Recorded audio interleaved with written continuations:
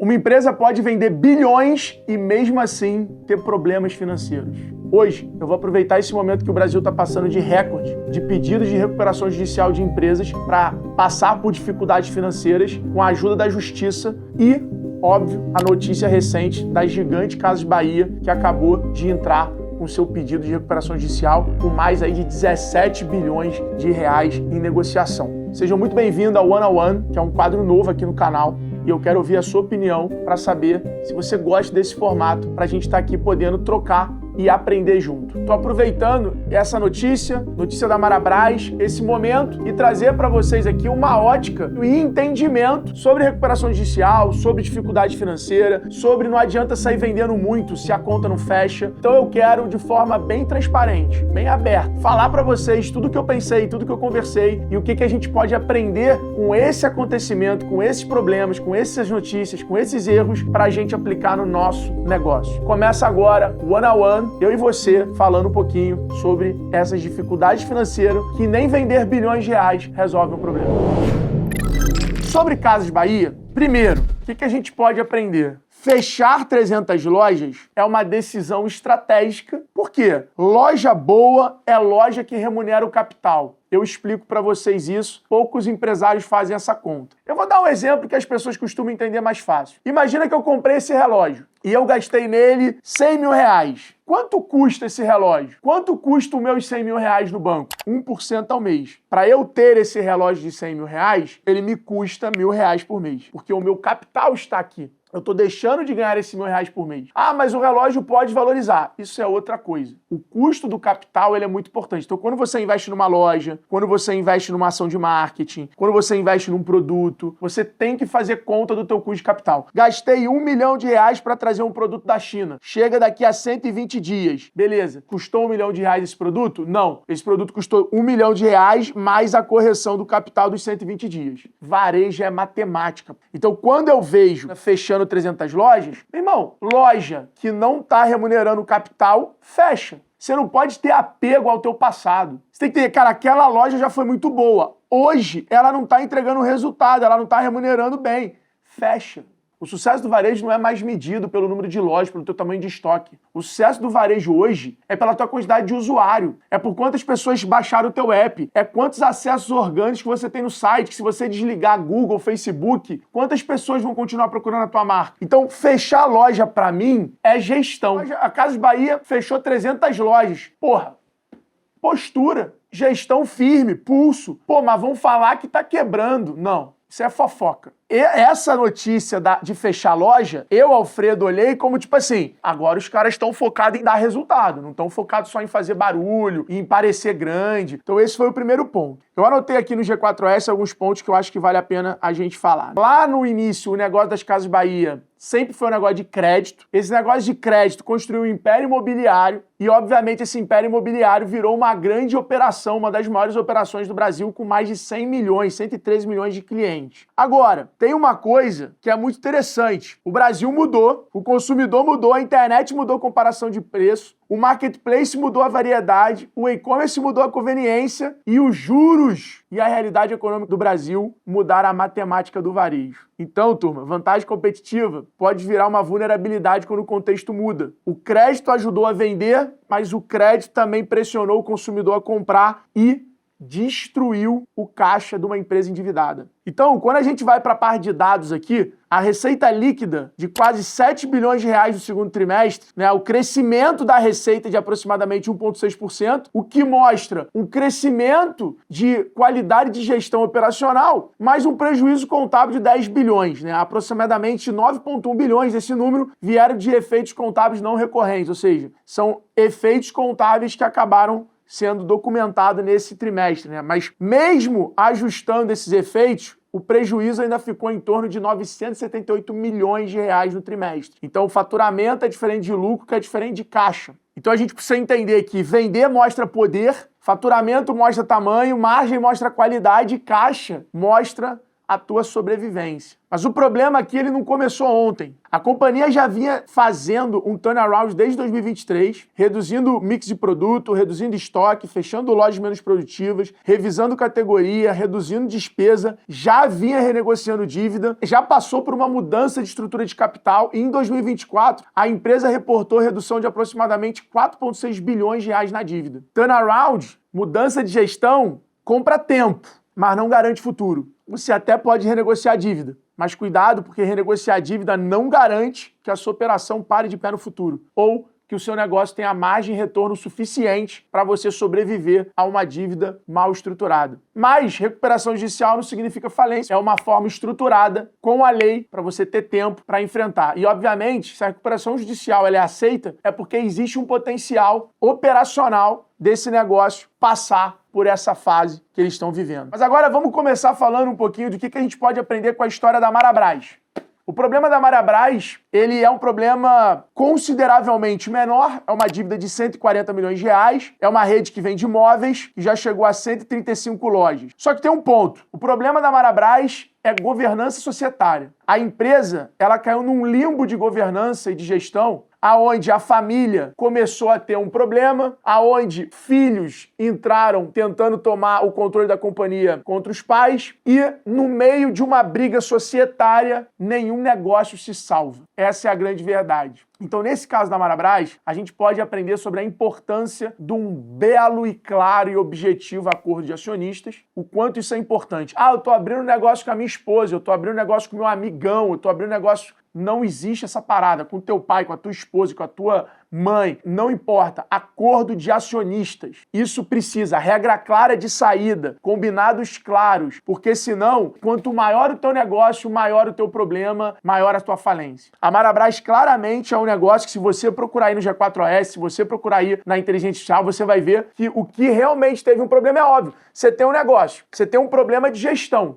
Você não consegue tomar decisão. Você toma uma decisão, o teu outro sócio ali, ele vota contra. Você acaba ficando preso na burocracia operacional. E um negócio como varejo, de imóveis, margem pequena, rede de lojas. Cara, hoje em dia você tem imóveis que você compra no TikTok. Essa é a verdade. Negócio hoje tem que ter agilidade. Uma governança mal decidida destrói a agilidade de uma gestão. E aí, meu irmão, um negócio mal gerido, ainda mais de varejo, quebra. Então a Marabras claramente passa por um problema muito maior de gestão através dessa governança familiar do que realmente de negócio. Na prática, o que é uma RJ, né? A recuperação judicial e como funciona, qual é a diferença entre recuperação judicial, recuperação extrajudicial e pedido de falência. Como isso funciona, por que isso existe e quando um negócio pode precisar utilizar dessas ferramentas da lei para poder passar por momentos de muita dificuldade financeira.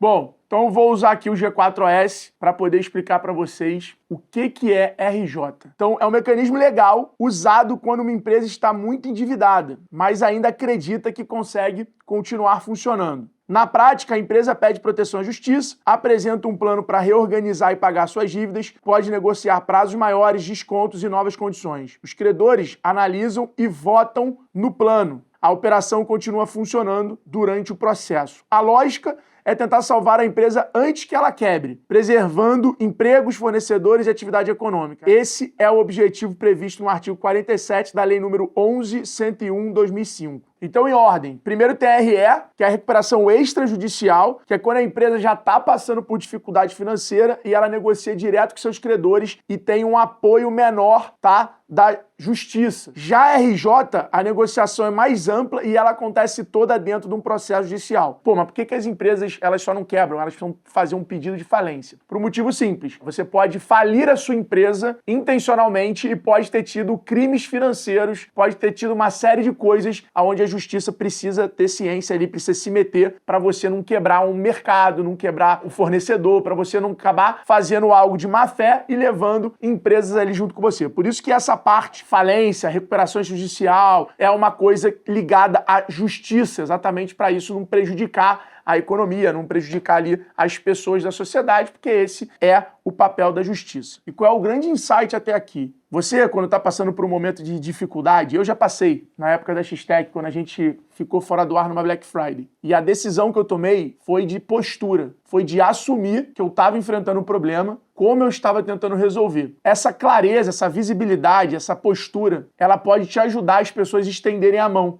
Então tem muito empresário que o cara tá enrolado, tá devendo e ele não quer demonstrar a verdade da situação dele. Como é que as pessoas, como é que seu fornecedor, como é que seus amigos, como é que as pessoas vão te ajudar se você não está precisando de ajuda? Então essa coerência, ela é uma coisa muito importante. Então quando uma Casas Bahia vai lá e pede recuperação extrajudicial, quando uma Marabras pede uma recuperação extrajudicial, não significa que o negócio está ruim. Significa que a operação financeira do negócio está ruim. Às vezes a marca está bem, às vezes a conversão está boa, o LTV está bom, às vezes o negócio está indo bem. Mas as decisões e a estrutura financeira do negócio tá mal. Então sim, turma, tem muito negócio bom que a conta não para de pé. Por conta de decisão errada, contratação de capital externo com péssima negociação. Quantas empresas eu não conheço que negociaram juros, aonde o juro estava indexado a uma taxa da economia, a economia virou e o empréstimo, a operação financeira ficou horrível. Não é fácil essa questão. O teu negócio, ele tem o sucesso operacional e o sucesso financeiro. Tem muita empresa que tem uma boa operação, mas tem uma relação com o dinheiro ali péssima. E isso a gente já viu muito no Brasil. Por isso que eu falo na minha aula de gestão de estratégia. Ideia boa tem que fechar conta. Ideia tem que dar dinheiro. Negócio tem que ter resultado. Não adianta querer faturamento, querer loja, querer CD, querer escritório bonito, se não sobra dinheiro no final. Você que está aqui ouvindo, você que acompanha o meu canal, tenha responsabilidade financeira no seu negócio. Não confunda o teu potencial, o teu sonho, a tua ambição com a matemática do teu caixa, com a necessidade de capital do teu negócio.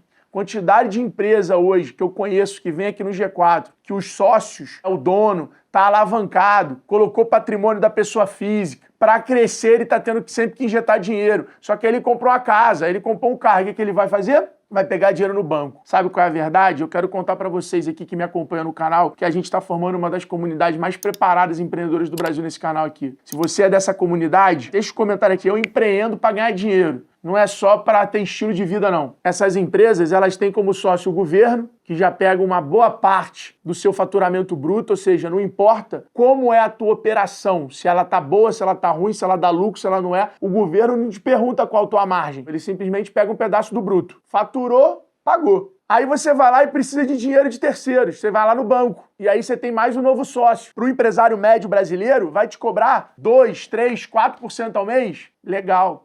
Você agora está ali de 20 e poucos, 25% a 30% ao ano. E aí no final, o que acontece? Você tem o governo como teu sócio, você tem o banco como teu sócio e você trabalha para ficar com um pedaço do teu esforço. E é por isso que o G4 existe, para parar de ser o Brasil do empreendedor, da raça, da vontade, da necessidade, e começar a ser mais o Brasil do gestor, da estratégia, da intencionalidade, da matemática, da conta. Só para vocês entenderem, em 2026 já foram protocolados mais de 5.931 pedidos de RJ. Ou seja, as empresas totalmente expostas e gritando que tá difícil, o dinheiro tá caro, a complexidade tributária tá e essas empresas estão pedindo ajuda da própria justiça para poder continuar existindo. Em 2025, foram 2.466 empresas. Mais de 690 pedidos de falência em 2025. A gente está falando de uma realidade no Brasil de 8,7 milhões de CNPJs negativados em janeiro de 2026. Ou seja, a inadimplência, ela está quase virando estratégia de sobrevivência. Então, turma, o que eu estou falando aqui para vocês é algo que coloca em xeque muitos negócios, inclusive de vocês. É algo que pode desanimar as pessoas que estão aqui nesse canal pensando em começar a empreender. E a gente precisa tratar para vocês entenderem mais sobre essa realidade, sobre essa ferramenta que também é RJ.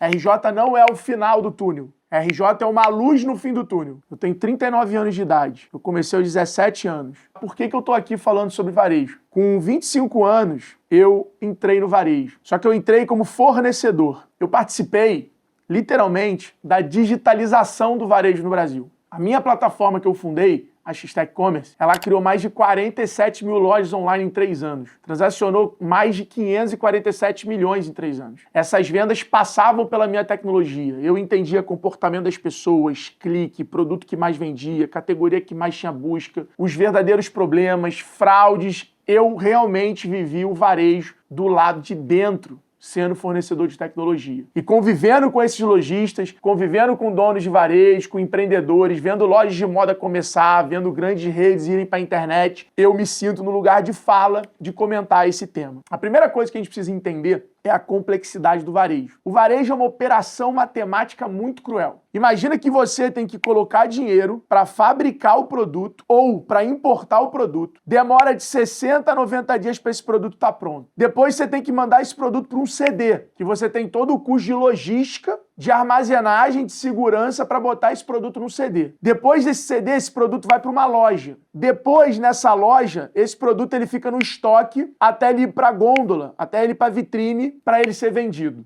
Quando você coloca uma importação, você tem uma operação financeira ainda mais exigente, porque você paga para esse produto chegar daqui a 90, 120 dias. Então imagina, você tem que comprar quase um ano antes o produto que você acredita que vai vender na quantidade que você acredita ou que você tem potencial de vender. Imagina o nível de previsibilidade e complexidade. Varejo não é barriga no balcão há muito tempo. Imagina agora toda essa operação que eu mostrei para vocês, o quanto você não gasta antes de ver o dinheiro do seu cliente. Só que aí entra o mercado brasileiro. Esse dinheiro do cliente, você não vê ele de uma vez só. Você às vezes demora 12 meses para poder ver esse dinheiro. Turma, a verdade é que o varejo tem uma margem de 10 a 15% quando é um varejo virgem, um varejo saudável. Agora imagina, um erro e você perde 100% daquele dinheiro. Agora imagina você ter que fazer 10 vendas para recuperar um erro. É um negócio que não tem margem para erro. E é isso que faz o varejo ser o lugar só para competente. Quanto mais você cresce, mais complexo, menos margem, mais matemática o varejo exige. Então é mais fácil a gente ver essa situação numa Americanas, numa Casas Bahia, numa Marabras e em outros grandes varejos que já passaram por esse cenário do que no varejo pequeno. O desafio verdadeiro do varejo é simplesmente a indústria que está começando a vender direto para o varejo. A indústria lá da China que está vendendo direto no marketplace. O teu concorrente não é mais a loja do lado da tua. O teu concorrente não é mais o site que vende o mesmo produto que você. O teu concorrente está disputando a atenção do cliente, o bolso do cliente e não tem mais geografia do teu concorrente. Quando a gente vê todas as histórias do varejo, a gente entende que tem uma grande vitória em todas essas histórias. Independente de recuperação judicial, independente de dar lucro igual a Van, que é um dos varejos mais bem geridos do Brasil, essa vitória se chama Império Imobiliário. Todas essas histórias, elas usam o varejo para criar volume financeiro, para conseguir crédito, para simplesmente comprar imóvel. Esses imóveis voltam como alugados para o próprio varejo. A realidade, você tem a família da Marabras dona de galpões logísticos, você tem o Mercado Livre dono de galpões logísticos, a Amazon dona de galpões logísticos, a Havan dona das suas lojas, ou seja, muitas vezes o aluguel é maior do que o teu lucro operacional do varejo. Então, para vocês entenderem, né, a popular história do McDonald's que usa hambúrguer para exatamente virar um negócio imobiliário, o varejo é igual. Casas Bahia. Quando o Clay vendeu as Casas Bahia, o patrimônio imobiliário, na época de 880 milhões de reais, foi tirado da negociação. Ele só vendeu a operação de varejo. Com isso, ele conseguiu manter ali uma renda e o aluguel das lojas. Quando você pega o 3G comprando Americanas, eles, primeira coisa, fizeram cisão do CNPJ e tiraram todo o patrimônio imobiliário de dentro do grupo. A história sempre se repete. Fundadores competentes, criando negócios que movimentam muito dinheiro, para conseguir crédito, usar o negócio como garantia para poder construir impérios imobiliários. Agora imagina, se coloca no lugar desse fundador, desse empresário. Você tem uma operação de varejo complexa, aonde você tem uma margem baixa e você tem uma operação imobiliária, uma margem altíssima, baixo nível de complexidade de administração. Agora imagina quando o teu patrimônio imobiliário cresce. Você focaria no que te dá menos trabalho e mais resultado e é pouco complexo, ou você continuaria gastando sua energia, tomando risco em algo que é muito complexo e tem pouca margem? Fica aí essa provocação para vocês, que esse é um ponto de inflexão do varejista que cresce e que dá certo. Então é o que eu acredito, que obviamente esse vídeo ele não tem um teor financeiro de investidor. Eu estou só trazendo para vocês o que a gente pode aprender com isso, né? Separei 4 então lições que eu tirei dessa situação que o mercado brasileiro está passando. Omnichannel não é nome bonito, é operação. A A tua operação, ela precisa fazer conta, parar de pé e estar conectada. Você precisa ter uma visão operacional do seu negócio de forma omnichannel. Não é só ficar atendendo o cliente em todos os canais, não. É a tua conta financeira ser omnichannel. O teu financeiro, a tua estrutura operacional financeira tem que ser omnichannel. Negócio bom não é só faturamento, não é só margem, não. É eficiência operacional. 2. Reter gente boa vai aumentar a produtividade e vai diminuir custo. Hoje o varejo tem uma rotatividade muito grande de funcionário. Isso te dá custo de treinamento, tempo para esse cara, para essa mulher estar performando. Então você perde produtividade, você perde tempo e você gasta com a rescisão. Reter pessoas é